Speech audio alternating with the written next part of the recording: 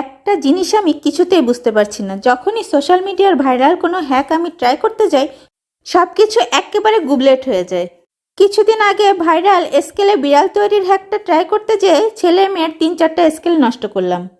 তারপরে তো ভাইরাল ডিমের রেসিপি ট্রাই করতে গেলাম, সেটা অবশ্য আমার কারণে নয়, অন্য এক ভাবির কারণে নষ্ট হয়েছে। তবে এখন তো মনে হচ্ছে ভাবির কোনো দোষ না, আমি ছিলাম বলেই নষ্ট হয়েছে।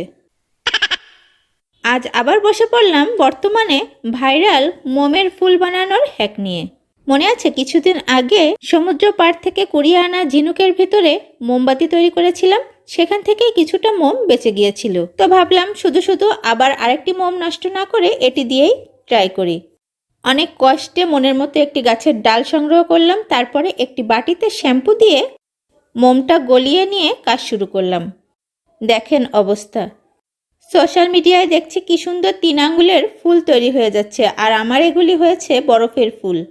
যারা আগে এই হ্যাকটা ট্রাই করেছেন তারা যদি বুঝতে পারেন যে আসলে আমার এই কাজটায় কি সমস্যা হয়েছে অবশ্যই জানাবেন।